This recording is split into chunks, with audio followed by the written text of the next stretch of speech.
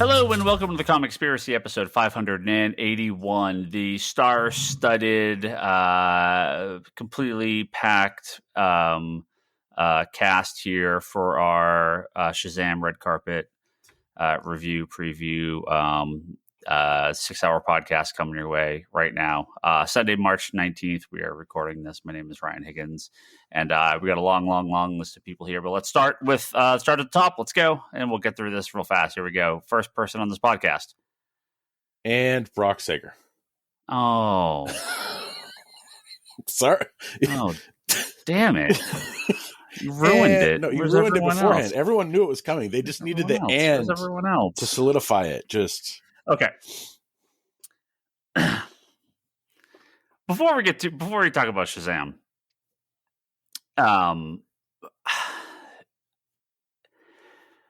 we will probably, I don't know how many, we will probably not do really any major episodes like fully focused around the movies going forward. I think we're done with this being like a completely separate episode. It's not that I can't talk about them.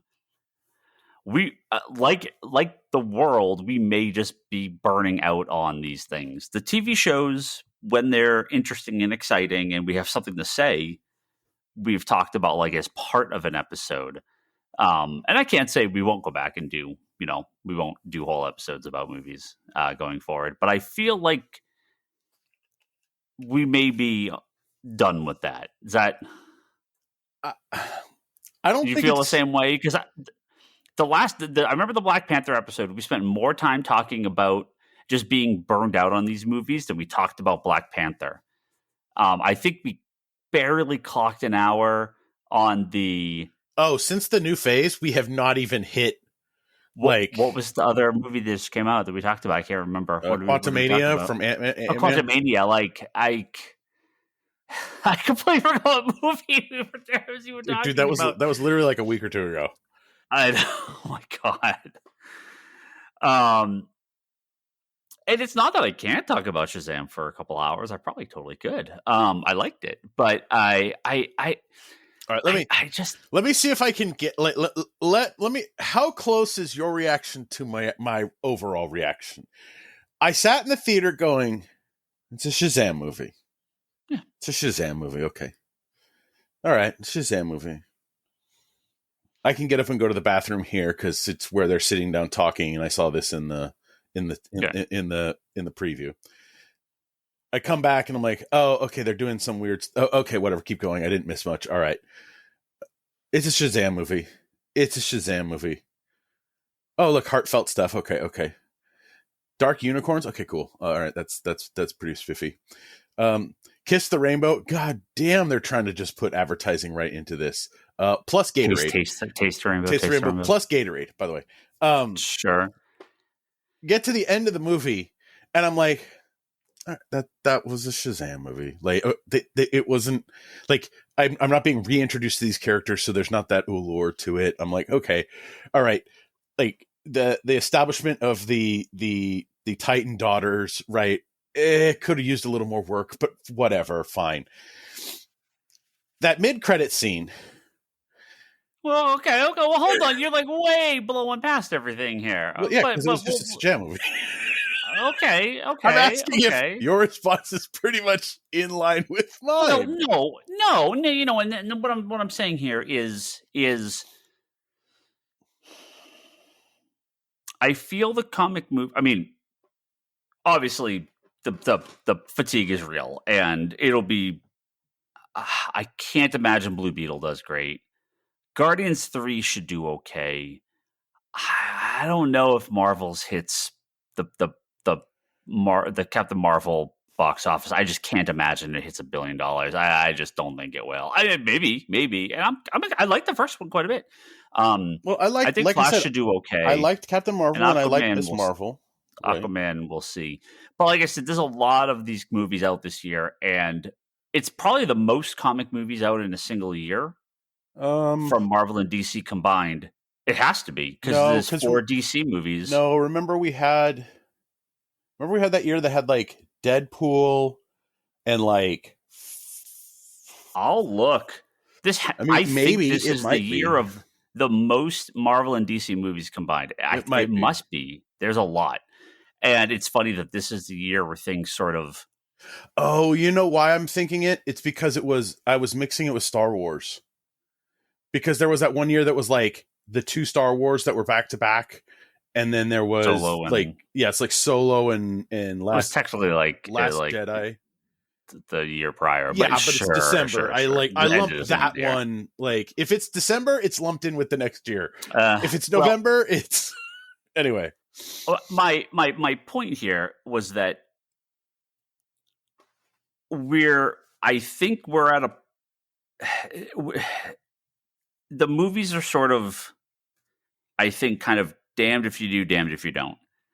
So when the Marvel movies started, they stood alone as their own complete solid movie and had the post-credit scene that teased something else, and that was incredibly successful. Mm-hmm.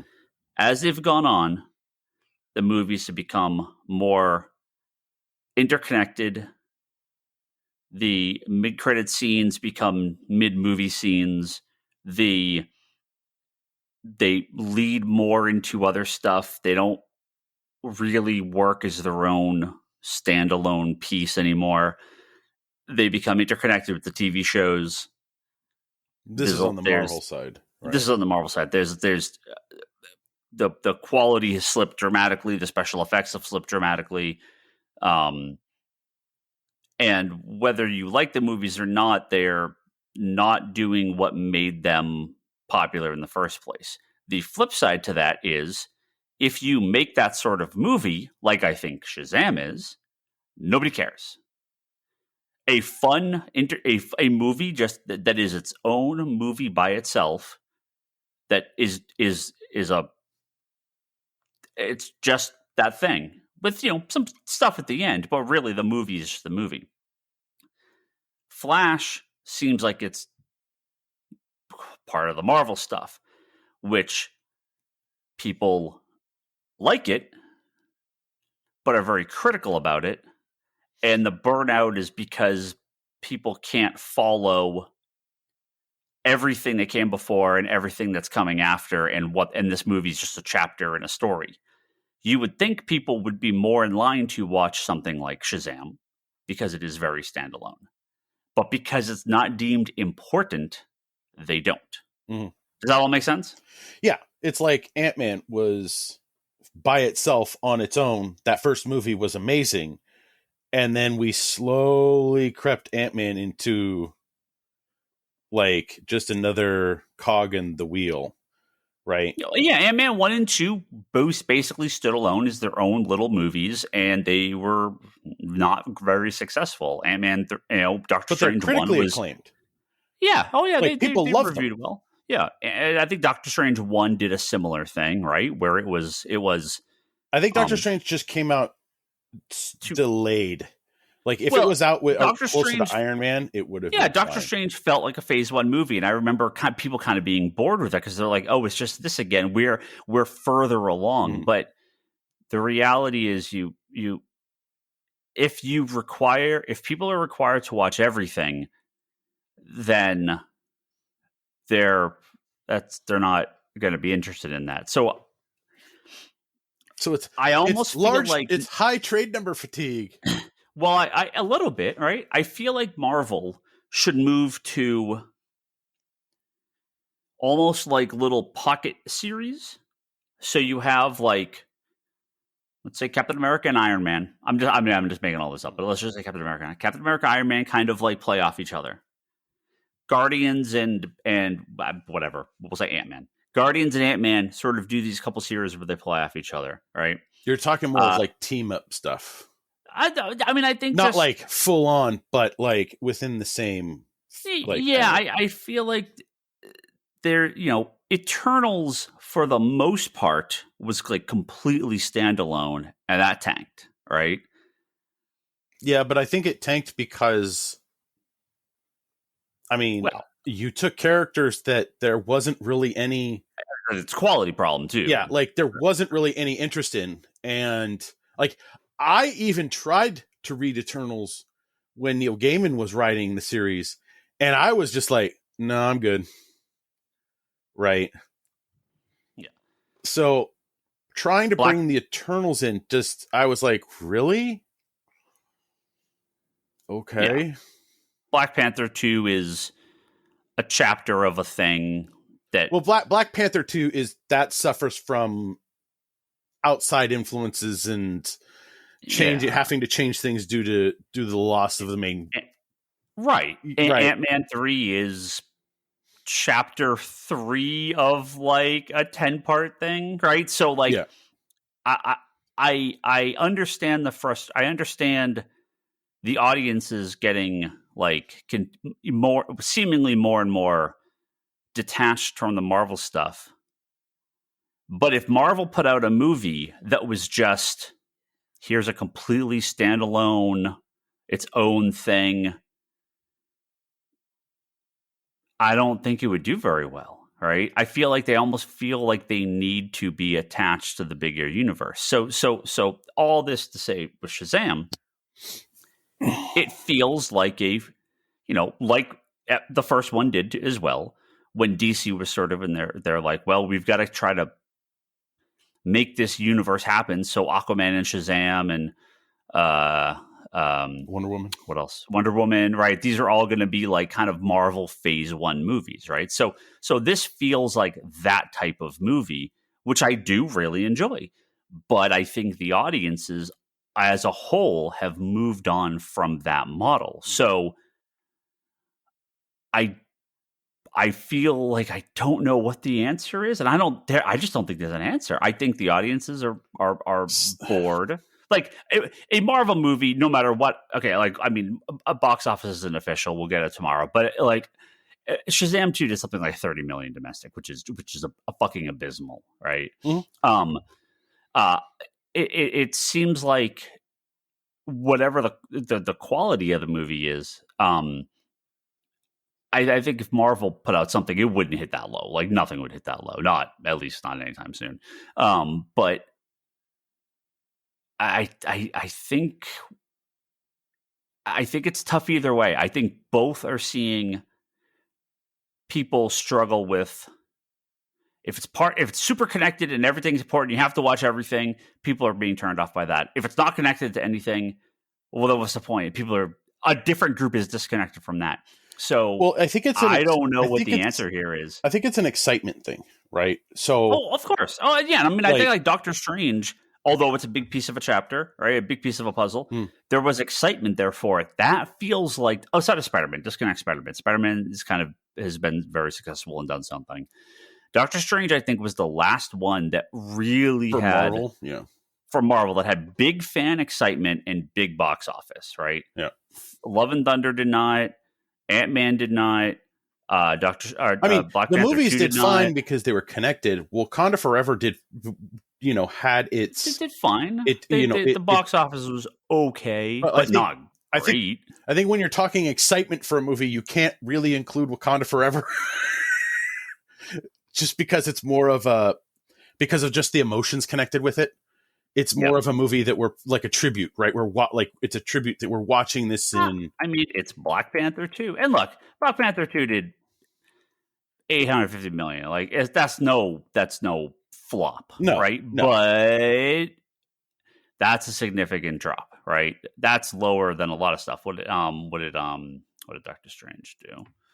Well, Let just me I take a mean, if look you here. like, and again, it's also people are, it's this we're at this weird limbo phase of kind of post coming out of the pandemic, where people haven't gone to the movie theaters, and if you do go to the movie theaters, the ticket like the ticket shop like the price of a ticket is ridiculous, Yeah. Yeah. right? Like if I was to take my kids to see Shazam, which I would probably, it would cost me, like if I was to take them to an evening show, like that was the only time I could go, it would cost me only $60 just to watch it with my kids. So I Mhm. have to go try and go during the day. If I go during the day, it only reduces it a little bit, but I'm still paying upwards of $40 for three people to just sit and watch the movie. Yeah. Right? The experience of going to the movie has gone up so significantly that I think a lot of people are turned off by going. Oh, sure, Right? sure, sure. Like, Well, And I'm looking here at like opening weekends, and I'm looking here at domestic totals, right? So, um, yeah, even the worst, right? Even the worst, Eternals, November 2021, which is not pandemic, but but it's It's at the still end of still a lot of Carol. people were not going to the theaters. Yeah. Still did 70 million, 71 million opening weekend, right? Black Widow in July of 2021 did 80, right? Shang-Chi did 75. So But are those those were numbers just theater numbers, not mixed with streaming numbers? Because no, this is opening weekend. That's opening weekend numbers, right? remember, like that's Black Widow. You could watch it, right. It still did 80 million opening weekend, okay, right? But it only did 180 total, right? Shang-Chi did 224, Eternals did 164, right? mm-hmm. So those are bad, but that's COVID numbers, and we'll kind of leave it at that. But then you look at, Thor: Love and Thunder that did 144 million opening weekend, which is very good, Yeah, right? it's not bad. And 340 domestic total, which is that died. Well, I mean, And it's because it's and then Black Panther, right? Wakanda Forever did 181 opening weekend. Yeah. And 453. It did almost half its money opening weekend, mm-hmm. right? Ant-Man and Wasp, 106 million opening weekend, 201 lifetime, and it's basically done. I mean, it's not officially out of the theater, but it's basically done. What right? was Doctor Strange? That is awful. Right? That is awful. What was Doctor Strange on that? Doctor Strange. Why is Doctor Strange on there? Oh, Doctor Strange did 187 open and 411 total, which is, again, half, but that's high, right? But that had excitement. Yeah. Like we talked about, like Panther, and Black Panther had that. There was an excitement there, but it's a tribute. It's a stat. It's a more somber excitement compared to what Black Panther 1 did. Doctor Strange was a huge jump up. Black Panther was a huge drop down. Right. Yeah. So all these movies, I'd say, I mean, obviously Spider-Man disconnect, and I think Doctor Strange disconnect that. I think those are the two successes. I think every other movie has underperformed. I'm not saying underperforming does not necessarily mean they're not successful, they're not profitable, but they've just underperformed. Now, again, we'll bring this back to Shazam, which is really what we're talking about here. Shazam is very bad, like box office wise, like that is.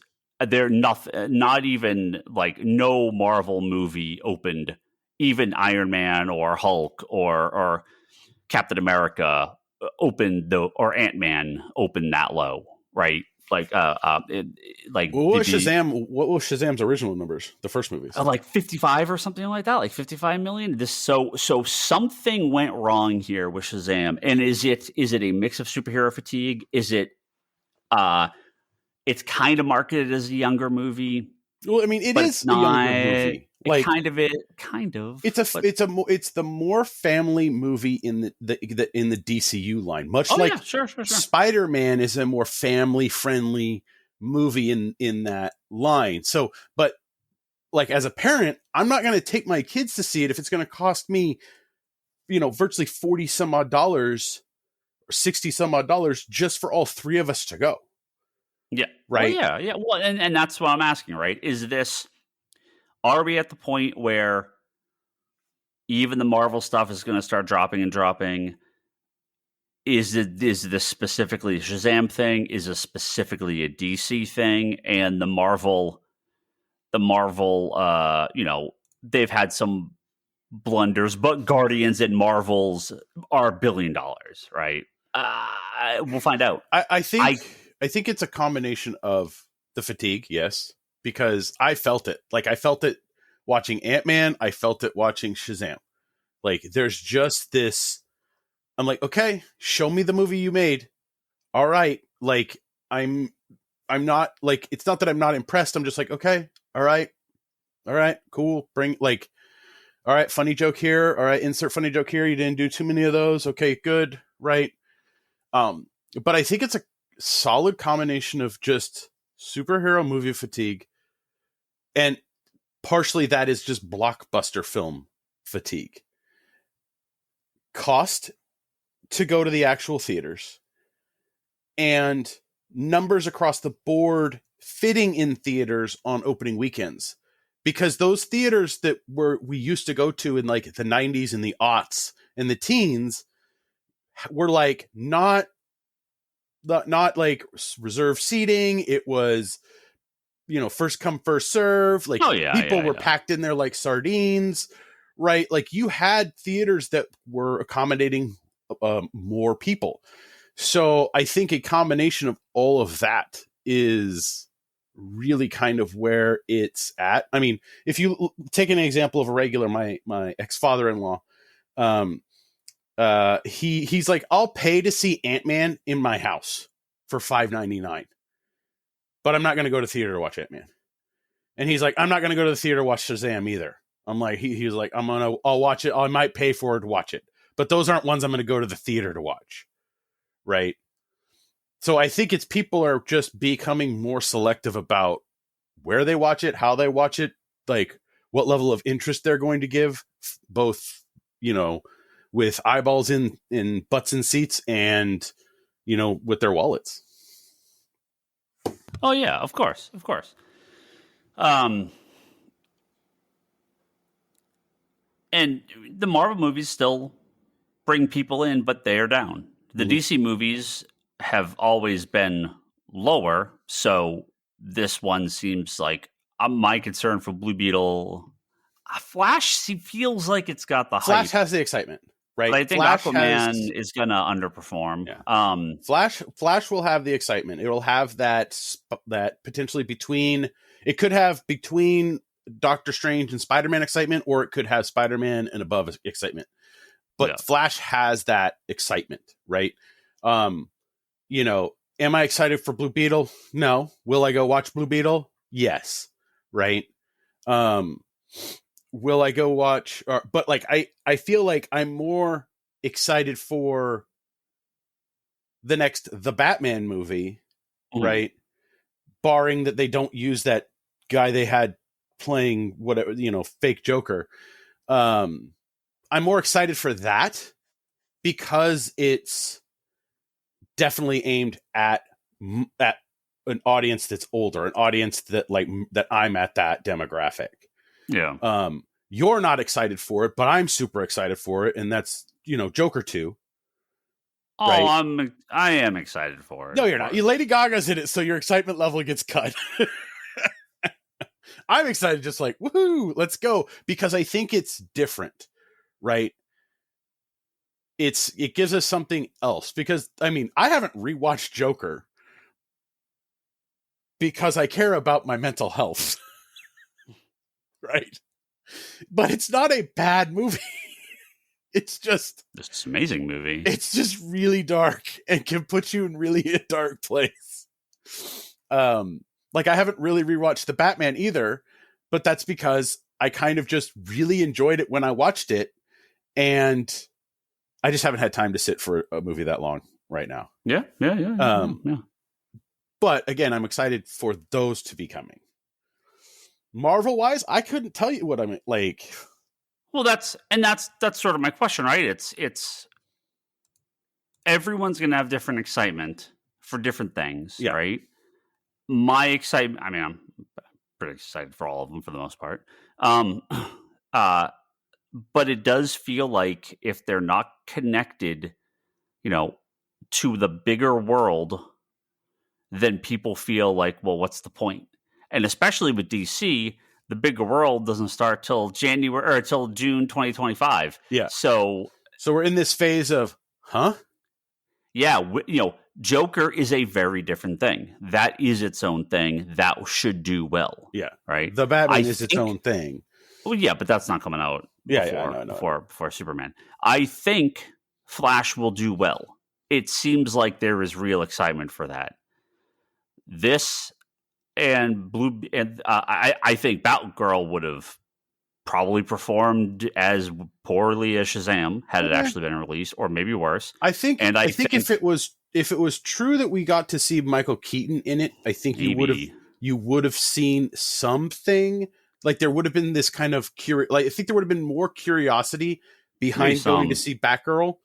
Yeah. And I think that's where you would get them, right? Like, if you're going to connect it, how are you connecting it, right? Like, if Michael Keaton is Batman is this weird connection for the DCU going forward, right? And But it's not. That's that's what I'm the thing, saying. He's right? not. Like So we don't know what he is, right? he's nothing. He He's could be nothing. nothing, right? Yeah. But it's like if he's a connecting thing, right, for like a ball drop, whatever, right? But we don't know. For general audiences, though, it's like, where do you get them? Like how do you hook them? Consistency, interconnectedness, curiosity. Yeah. How do you get audiences to, enjoy these things? And that's what I mean. It's with the superhero movies, like I've said multiple times this podcast, if it's big and interconnected to everything, you lose people because they feel like they can't stay connected. They lose it. They're like, oh, I didn't see the last 6 things, so I can't watch this, apparently. If it's loose, you lose everyone else because they're like, well, nobody cares. It's just a meaningless little one-off, and I'm never going to watch that. And you don't want it Shazam to be... has fallen into the middle of Shazam has fallen into this trap, right? Shazam actually has the answer for both of these questions, right? With the mid-credit scene and the end credit scene. But that's what I mean. But it's considered not. It's considered meaningless. And this is my frustration, right? That the movie start to finish needs to stand alone as its own product. Obviously it's a sequel, so clearly people should have seen the first one, but you shouldn't need to watch Justice League and Wonder Woman and Batman to know what Shazam's going. Shazam should be its own thing. Shazam. This movie, if you just jumped in watching this, you would be fine. Yeah, and you have that little credit and you have that little tease at the end for something else, right? That's what worked so well with Marvel at the beginning. But I feel like we have moved on from that, and so I don't know what the answer is going forward. I think we're going to start to see. I think every movie this year out is going to underperform. I think Guardians should do well, but I think it's going to come in lower than kind of the trend you see with this stuff. Well, I think it'll come in lower because 2 was so polarizing. And I think Marvel's will do well, but I think it'll come in lower than the first one, right? And the goal is your sequel makes more money, not less money. When the sequels make less money, there's a problem. Yeah. The idea is that people have seen the first one, and over time, more people have seen the first one than just the theater. So when the sequel comes out, more people are excited and the numbers go up, right? The best sequels, they just get bigger and bigger. Obviously, at some point they stop, but yeah, and I think that's what we're talking about here is like, I think we hit a plateau, but the plateau happened at a weird time for cinema. I think that's what happened with COVID, even if there wasn't COVID. It would have happened regardless. I think just COVID exacerbated it, much like COVID exacerbated a lot of things. And I think that coming out of COVID and into this, like I literally bought 2 jugs of milk and a thing of bagels, and it was almost $16 fucking today. Like, seriously. Right? Like it's people are feeling it, I think, a lot more financially. Yeah. And well, no, it's right. It's a combination of a ton of stuff. But look at, but Avatar made fucking like $2 billion. Yeah. And it was not anyone. And that was even upcharged tickets. Yeah. But that's the thing is if you have something that people want to see, they will go see it. And part of the allure for Avatar was, oh, it's finally here, right? Like, but also Avatar has a bigger world population fan base than necessarily in the United States. Because wasn't most of it made outside of the US? Yeah, that's most movies, right? I mean, yeah. Well, anyway, so this was all a long way to get to, what we normally kind of reserve for the back half of these sort of talks, where we talk about box office and more bigger feeling stuff. And part of that is I don't have a ton to say about Shazam. I do have things to say. Mm-hmm. But when we would watch Iron Man or Cap or, the first Marvel stuff, I was like, oh my God, like I think I'd see the stories they went to. But again, this just sort of, it's just a movie, right? Like I liked it a lot. Leanne hated it, but she didn't really like the first one either, so it's no surprise. But so what we will save post credit, and then we'll talk about that after. So what I liked and didn't like about the movie, and we will talk more kind of just general box office stuff here, I think, at the end as well. But the characters, it's the kids are fine, but I thought it was a little weird that Freddy was like the main one in this one. I guess it makes sense. Billy was the main one in the first one. Freddy's the main one in this one, so that's cool. I think it was just branching out, right? It was... Well, he's a little bit more interesting. Billy is good in the first one. He's good in this one, too. But Billy is the straight man, right? Freddy is the oddball, the goofball. So there's a better story with him. He's a more interesting character, especially in this movie. He's more lovable by older women. But so to me, I love well with that demographic. I love the Shazam family. They're great, and I know Leanne does not like this, but I like the idea that the Shazam personalities like take their like inner personality and like amplify it, right? Oh, so yeah, like Johns' stuff with what Johns has done with the Shazam family is really kind of elevated it to a current day, and I like that. It's fun. Mm-hmm. Yeah, I think it's fun. It's a fun addition to the characters. I like that amplification, and I really liked the doors and the different. I kind of wish they had the major kingdoms again instead of just the doors. It's a similar thing, but I mean, even with the kingdoms, they do have those doors going on. So who knows? But yeah, like I found it satisfying enough in the sense of like, okay, this is the Shazam kids. This is what they're doing. Like everything's been rolling along. They're kids. They're going to mess up at things. So of course they're not going to be the best of superheroes, right? The callback to the Fantastic Four bridge scene was a little like, oh God, not again. But they made it worse, so I guess I'll go with it. Sorry. No, I like the characters a lot. They are the highlight of the movie. Whatever you think of the plot of the two movies, I think the characters and the Shazam family is the highlights. Mm-hmm. I liked the Daughters of Atlas enough, but it is my big pet peeve of comic movies and TV shows, where you have so many characters. You could use an actual existing character from the comics. There's enough gods. There's enough. Yeah. There's enough immortal beings out there that these could have been other characters. And yeah, of course, they're going to change to be different. But it is a little weird when you're like, we got all these characters to choose from, but we're just going to make up our own characters. Like little side characters and shit like that. Like, I don't really care. Whatever. It's the guy from the museum, whatever. That's not what I'm talking about. I'm talking like the big threats, the big villains, right? So you can pull out enough Wonder Woman bad guys or random, backup characters that appear twice and just take something from the comics. So making these characters a whole cloth, it worked. They were fun. They were okay. But I feel like you need to either connect it way heavier to Wonder Woman, or you just make it you bring in something that exists. Like they could have pulled from Wonder Woman for this and been like, and actually dealt more with Wonder Woman's mythology as far as the villains go. Because, again, there's a connected universe.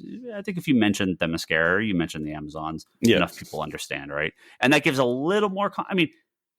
the Wonder Woman stuff is funny before the end of the movie.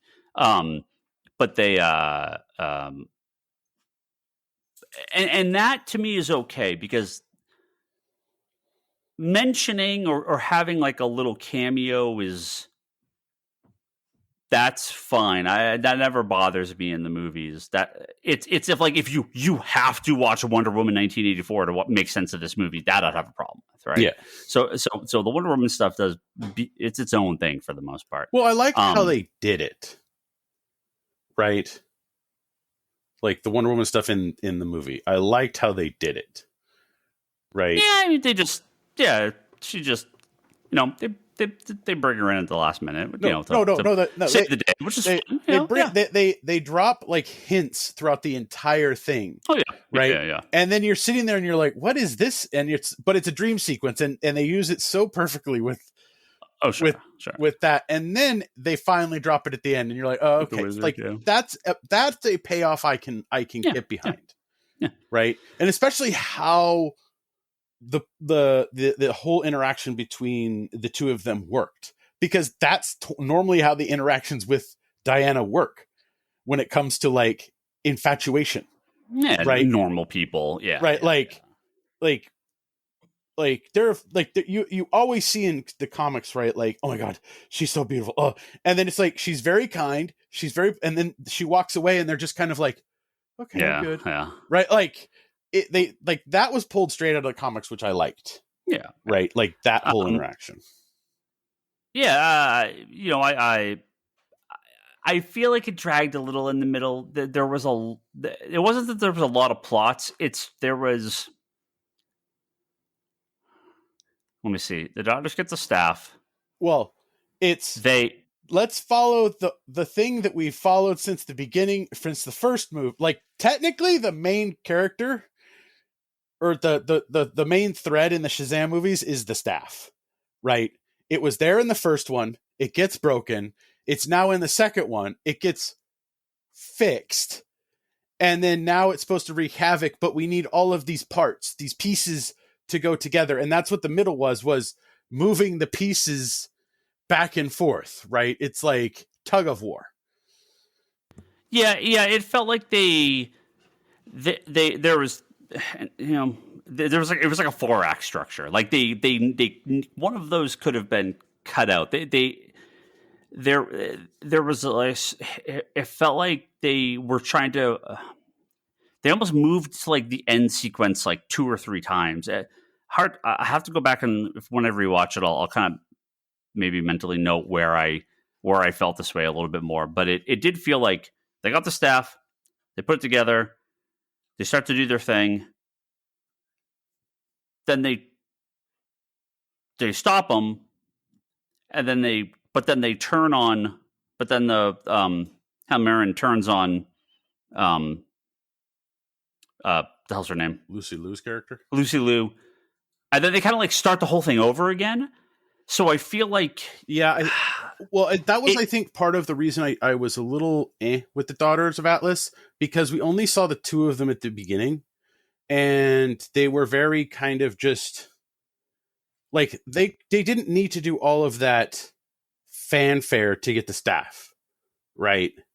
Oh no! I totally disagree with that. No, you have to set them up. You have to get them in the movie. That's fine. No, that's what I'm saying. You can get them in the movie, but the fanfare of them doing it in the middle, like I'm like, okay, but the third one wasn't there, right? And then the third one is kind of just, oh look, it's this one. Yeah, obviously. I mean, the second you know that she's part of it, but that's what I mean. Like there was kind of. It wasn't a complex plot by any means, but they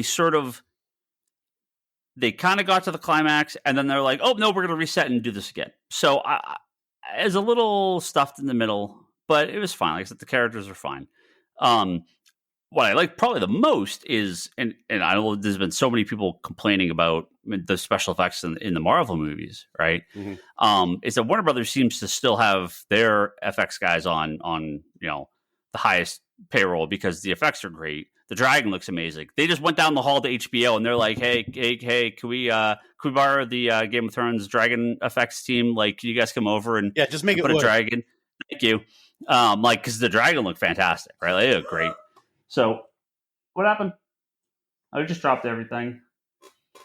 Leanne just dropped a bunch of stuff. Do you need to so they, there was it was cool. Like there was nothing that I disliked in that. I just there's a little overstuffed in the middle, and I wish they would have used real characters. That's my only real complaints of the movie. But the characters are super fun. The comedy is tough. Okay, I generally don't laugh at a lot of the superhero movies. There could be funny moments, but I generally don't find myself like, like people are like, laugh through the whole movie. I'm just sitting there like, it's not funny. There's a couple jokes in this movie. Most of them are whatever. There was a couple, like there was a joke and like no one in our audience laughed. And I was like, well, that didn't land. Oh, there was a lot of jokes that didn't land in the audience I was in. Yeah, but I mean, there were some jokes were funny. I don't know. Based on your comment earlier, it didn't seem like you thought it was funny. I was so unprepared. So I won't. I mean, it is a really funny line. You can spoil yeah, I mean, it, we're spoiling a bunch of stuff here. Yeah. So when they we didn't put the spoiler warning in, but it's kind of it's fine. We're well into it. Yeah.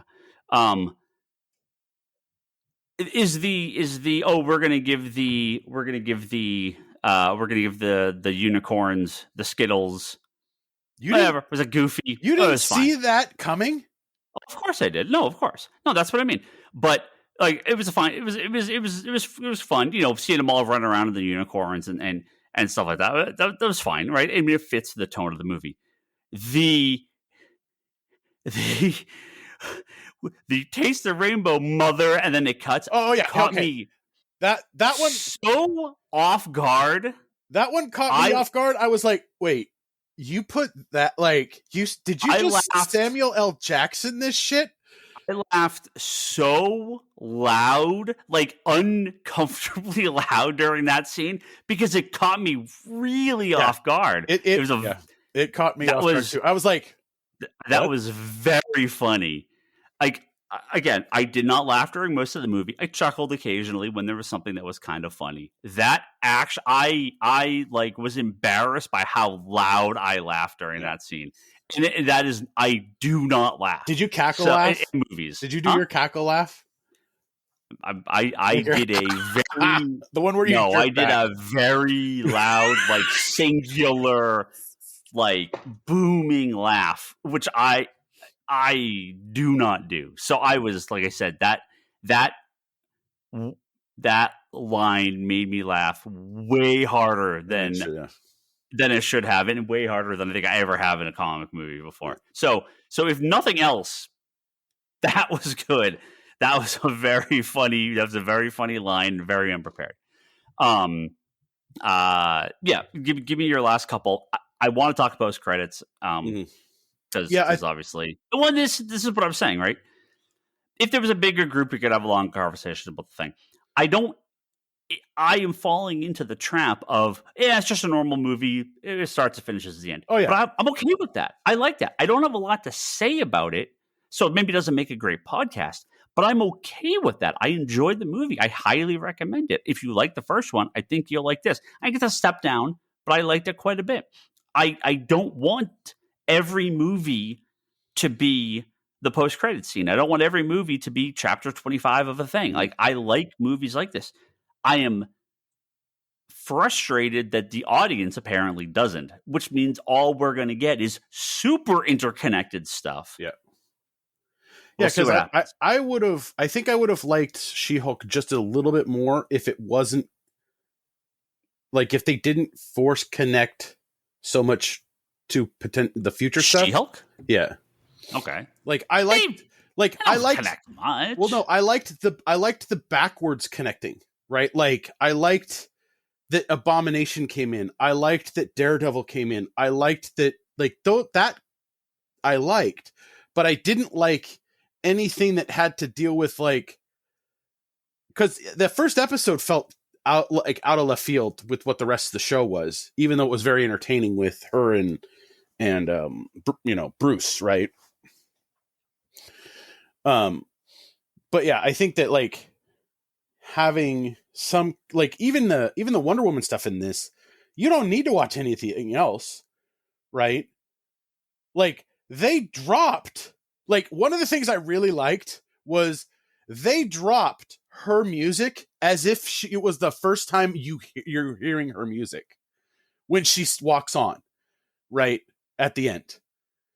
Like, that was good. I was sitting there and I'm like, oh no, they're not. And they dropped the music and they gave her own, like, intro to this movie, and I'm like, that works, right?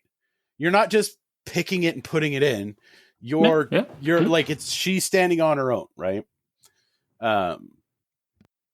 Yeah, I mean, overall, like you said, the humor was more for kids. Like, I think my kids would enjoy this movie more so than I would, but I would enjoy my kids' enjoyment of this movie, which I've said before. So, yeah, I was kind of just, if you like the same as you, if you like Shazam, you'll like this one most likely. It's in the same ballpark, right? Some things are a little bit more, some things are less. Like, yeah. But I think I hope Shazam will at least get some, kind of, word of mouth buzz, because I think that it's entertaining enough that people, would enjoy watching it in theaters. Right. Eye candy. Yeah. Like the eye candy would pop. Like, yeah, I would think so, but it does not seem to be the case. I mean, I saw it in IMAX. Oh, nice. Yeah, Like, I just saw it in the regular. So, because that was it was 9:15 on Thursday night or 10:30, and I was like, 9:15 it is. So, like, yeah, I got there, I sat down, I was like, it's loud in IMAX, let me tell you. It's loud. So, there's so a where the interconnect and a post. So where the interconnectivity comes in, right, is the post-credit stuff, right? Again, that's the mid-credit stuff. But both. I want to talk about both in one, because I have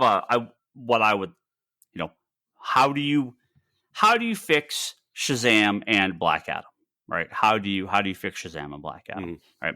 So, I don't know what any of this stuff is going to do going forward. I don't know how much of this is coming over post James Gunn. I don't know if this all leads nowhere, right? But,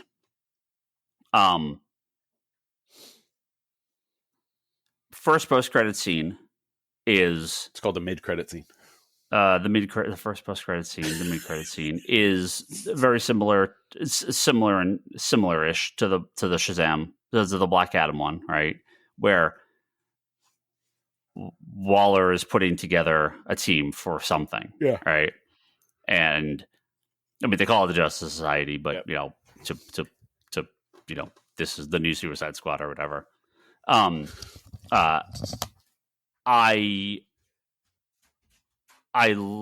similar to what they did in Black Adam.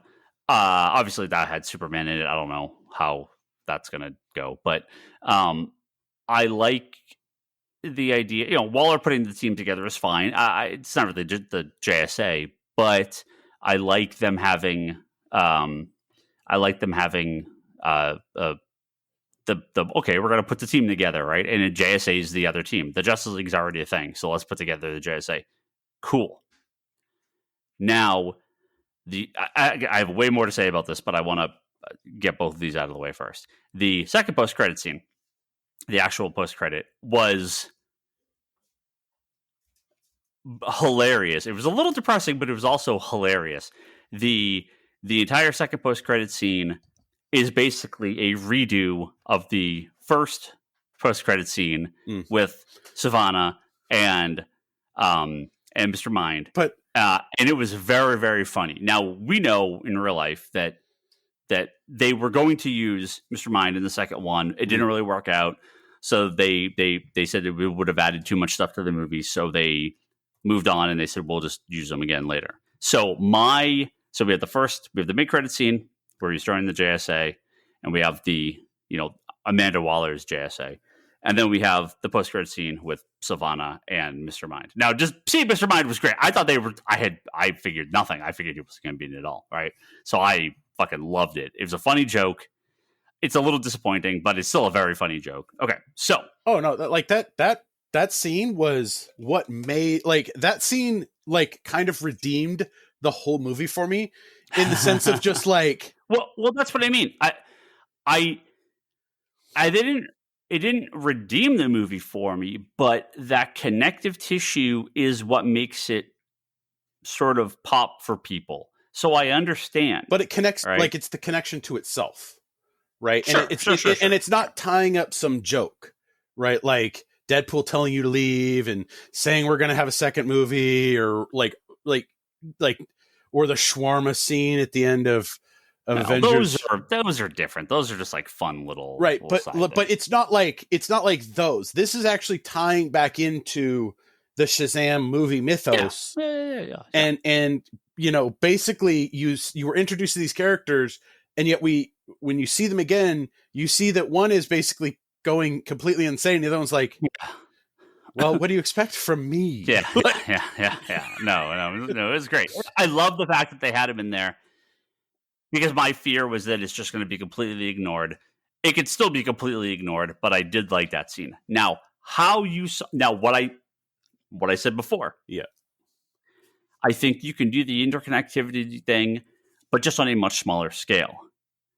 Black Adam and Shazam. Is that intended with Mr. Mind? Is that joke Yeah. intended? No. Black Adam and Shazam can be that. You have Waller has, access to the JSA. She was helping him out. You have Hawkman.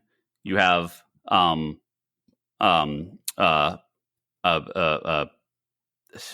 Smasher. Atom Smasher, and what the hell is her name? A Cyclone, right? Cyclone. You're a Cyclone. You could bring in the new Doctor Fate, Khalid, right? Obviously, you need another Doctor Fate. You have Black Adam on the team, right? And now you have Shazam on the team. Shazam 3, Black Adam 2, and the Justice Society movie. These should be one. This should all be one thing. Yeah. So you have Black Adam, Shazam. You have their conflict because they get their power from the same source, but you can have that fight. You can do that in this movie. Mm-hmm. You have, but they at the end of the day, they're there to fight Savannah, Mr. Mind, and the Legion of Monsters. Fucking I'm completely blanking on the name.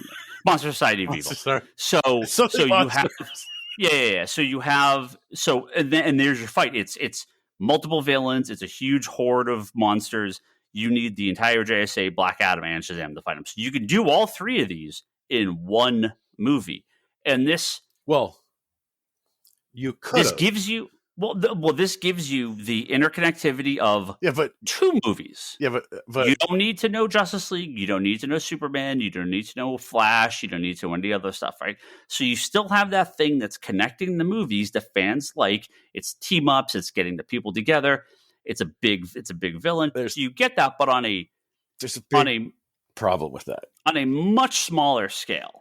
There's a big tonal problem with that. What's that? Shazam is set up as a family type of movie. It kind of. But Black Adam is not set up. That's fine. As a family movie. That's fine. It is, but there's death. There's scary ass stuff in the first Shazam movie. It's not a kids movie. No. Like the Shazam movie is more aimed at kids and family. Black Adam is not necessarily aimed at family. I kind of disagree with that. And JSA can. That whole Shazam sequence outside of that, like where he was buried with just like blood and ripping people apart and all that stuff. No, I'm saying I disagree that Shazam is it is lighter in tone, but I think it's on par with most of the MCU movies. There's darker stuff in it. Huh? The DCU movies? MCU. I think it's on par with most of the MCU. You mean tone-wise, okay. As it is lighter. Well, that's what I'm saying. Like Shazam, I understand fits. It's the Black Adam that doesn't. Yeah. Right. And the point, and you just have the whole thing is they just no killing, right? Really no killing. We could stop you this time, right? So and they killed a bunch of people. The Bader jumped off their roof. They killed a ton of people. Yeah, but they didn't show it. In Black heard Adam, it. You heard it, but in Black Adam, you would have seen it. I whatever you think of the Black Adam movie, I think he's a really cool character, and they can put him in this. The Black Adam movie was just suffered from being stuck in the middle of the reorganizing. I wanted to say another word of the DCU, movie verse. and I think that that's what really made that movie suffer, was just there was all of this like there was all this uncertainty going on, and Black Adam comes out in the middle of that uncertainty, and it's just kind of like, oh yeah, Black Adam came out. Remember that movie? Right? Yeah. Well, that's what I would love if they, you know, their characters, their names. Does people like them? I think there's ways to keep this going. If And I I would be. I will say this: if I see James Gunn's wife in every single movie, I am probably going to say this is bullshit. And Why? because it's like, don't do that. Don't It had nothing to do with this. No, I know, but if she's put into every like thing as an interconnective thing, I'm like, oh come on, like, Well, it's the Suicide Squad, right? I mean, no, so, but it's just no, come on, whatever, it doesn't bother me. Something original, come on. So that's what I would do. I would, will we get a Black Adam 2? Will we get a Shazam 3? Will we get a JSA with those characters? Oh, no, probably not, right? I think this is the way to do it. You can have a movie where you take all of them, you shove them into one movie. There's your interconnectivity. There's your big team up. It's just on a much smaller scale. They're great characters. I don't, I think for the most part, people have liked the characters. I think it's just maybe the plots have been a little on the the weekend for some people. Yeah. I don't agree with Shazam, but some people do. I haven't been on Twitter all weekend, even though I saw the sad news that we lost Lance Reddick. But we was there any backlash hate for Pedro's character? No. I mean, I don't think enough people saw it, right? Okay. No, I think because I was like, okay, yeah, fine, whatever, cool, okay, right? Like, I liked that they included that, like, in the joke at the end. Out, fine, cool, okay. Your family loves you. I like that comes out that gay. sentiment. Yeah, like, yeah, I mean, I like that. That's fine. But I know that things like this get such backlash. Yeah, on the internet that I just like. I'm waiting for something. I figured the trolls are just like, we can't do this anymore. Like, we just have it's we just burnt too much. out the trolls? Yeah. Hopefully. Oh fuck, please. Yeah. No. I think just not enough people saw it. So a video hating on Captain Marvel or a video hating on Shazam won't get you any money. So, yeah, the people I've talked to have all liked it. People at the store that saw it liked it. The people I know online have liked it. It's just not Leanne, but what did Leanne not like specifically? She doesn't. I think a lot of it, she doesn't like the personalities of the adults when they're like grown up. Like, she really disconnects with like how different they are. Like, yeah. And I think that's a valid. She thought Lucy Liu was like horrible in it. Something else? There was something else. Yeah. Like, I actually enjoyed Mary more in this one. Because like they gave her that she's older than the rest of them, right? And she's kind of lost. Yeah. And so like that scene where she's in there as a superhero, but she's still hungover, even though that wouldn't make any sense. Like, once she Shazammed herself, that should have gone away. Right? No, it's fine. It's fine. I was like, unless she's drinking something out of one of those rooms that we don't know about. Could be. But like, I liked that because that showed kind of, and I think that's why I like the Shazam family, is that just the range of the family, right? Because you have Mary, who's 20-something, early 20-something, Billy, who's just about to be an adult. You have Freddie, who's a teen, like, who's that middle of the high school age.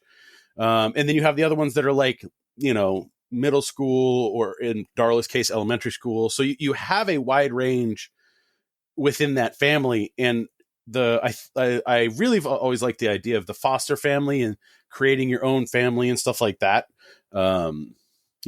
Like, just, it's not always about who you're blood related to, right?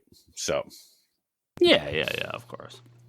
But yeah, I think it. I I hope word of mouth helps it stay in the theaters for a little bit longer. Yeah, I don't know. I don't know if I'm going to go see it with my kids or if I'm just going to wait and buy it on Blu-ray and watch it at home. Yeah.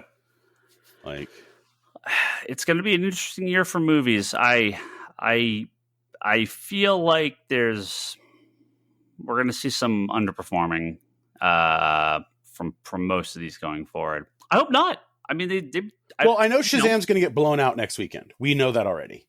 Well, what's next week? John Wick 4 is out next weekend.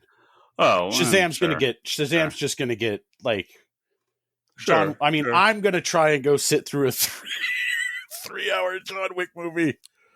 No.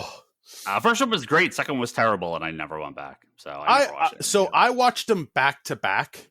Yeah, and they flow a lot better when it's back to back because the story just kind of goes. Yeah, no, we watched 1 and we watched 2 like a little while after, and I was like, "This is fucking awful." Like 1 was fantastic, 2 was terrible, and I was like, "No, I'm done. No, thank you. no thanks." So and then Guardians is in the beginning of April, right? No, May. What's Mario? Mario, that's the next. That's going to be big. Very excited for Mario. Yeah. But yeah, no, it's disappointing. I thought Shazam was fun. I liked it a lot. Well, I mean, it was going up against Cocaine Bear, so. But yeah, it's going to be. I think the number one discussion at the end of the year is what's the future of the comic book movie, because Marvel and DC are both have a very light 2024, and I think there's some obviously with DC we know the plan. Marvel, I think we're going to hear a lot next year about how they're restructuring. I saw something where Kevin Feige said that the movies can be like the comic books and you can just tell stories. Right. And I'm like, yeah, they can be less sequels, less product. Yeah. More higher quality, like, you know, if you're building to something and you know, you're going to be building to something, right. And you're building up like the curiosity that I understand, because I mean, nothing can beat that Thanos buildup, right? Right. Like it wasn't teased every single movie. It was teased when it needed to be, right? So by the time we got there, people were really curious. And so when they needed to explain Thanos better, right? Even though we had gotten some of it from Guardians 2, right? Or the first Guardians movie. And we like saw him with Gamora and like when they were young, when she was younger, like a lot of that stuff, like already the legwork was already done. So the movie didn't have to pull that much weight. So it could just tell the story it needed to tell. So, but I do not see that with Kang right now. Yeah, I think there's going to be a lot of discussion in the next year or two on how to do this. And DC, I think they're just like, we're already done. These are just coming out. They do what they do. This is bombing. Blue Beetle will most likely bomb.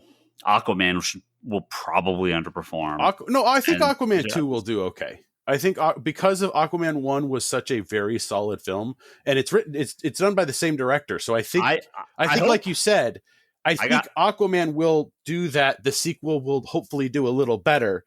No way in hell. Because, why not? No, Aquaman 1 made a fuckload of money. I don't think Aquaman... I mean, a couple of years ago, I thought maybe it had a chance. Now, I don't think it does. I think Aquaman 2 is going to way underperform. Flash, I think, will do okay, but I think Aquaman 2 is going to really underperform. Again, I don't think it's going to bomb. It's not going to make $30 million like opening weekend. Like, it'll do good, but it's not going to be $1 billion movie, I don't think. I don't know. China could fix that, maybe. I don't know. Maybe it'll be huge. But I just think Aquaman's going to really underperform. That is it. That's a wonderful podcast. We actually did an hour. More talking about movies than about the movie. But I like Shazam. I highly recommend it. I think it's worth. I think if you like the first one, it's totally worth seeing. I think stick around for the post credit scenes. They're fun. Mm-hmm. And again, it's no big stakes. It's a light breezy movie. I liked it. I'm okay with more of this. I don't need everything to be a giant, $300 million epic. Like, no, it's a cheap movie. That's great. Do more of these, please. It's fun. Not everything has to be important. It could just be fun. Thank you to our high tier Patreon backers, including Luke and Derek at the Lowdown Podcast, and they're on Spotify and YouTube. The Lowdown with Luke and Derek. Check those guys out. Thank you for being our newest high tier backer. Podcast talking about games and TV shows and movies. Hopefully, they spend more time on Shazam than we do. Maybe they're going to talk about Shazam. You should listen and find out. Our other high tier backers: Joe Duff, Kelsey May, Craig Anderson. God, I got to get a grab. Didn't get his shit again. Craig, I'm going to do it right after this. Jimmy Rivera, the Social Forum Podcast, and Talon Brave. Thank you all very much for your continued support. ComicConspiracyPodcast.com. Apple Podcasts is where you can find all our previous episodes. Go to patreon.com/comicconspiracy. Kick us a few bucks if you can. Comicsconspiracy.biz is where you can go to purchase comics for mail order or pick up at the store. We have all sorts of great books on there, always adding new product. I can tell we're getting closer to tax time. More coming. More coming. So. Trust me, I know. Go to conspiratorrock.com. That's Brock's blog. You can read his stuff there. No. I've gotten stuff up there 2 weeks in a row now. Nice. Charlie does the Wanderers in the Fourth Dimension podcast, which is all about Doctor Who. Kevin Sharp, he has a weekly interview series called Between the Panels at fanbasepress.com. You can go read that every week. And my wife, Leanne, her art is at leannehill.com, and you can see her Etsy store and purchase stuff from her on Etsy at etsy.com/shop/leannehillart. I'm assuming to follow. She's not going to do a follow-up to her very nice Shazam print that she did for the first movie. Nope. Okay. If you are on Twitter, you can follow all of us. I'm Ryan Higgins Ryan. Brock is Brock Sager. Toby is Toby XI. Charlie is Insanity and Chaos. Kevin is at Kevin Sharp in the store's Comics Con store. And check out Geekbox. Should have an episode going up this week. And our friends over at Manga Machinations talk about anime and manga. All right, that's it. Go see Shazam. It's a fun movie.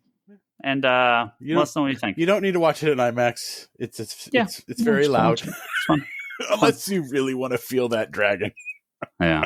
And we'll see you next week. Goodbye.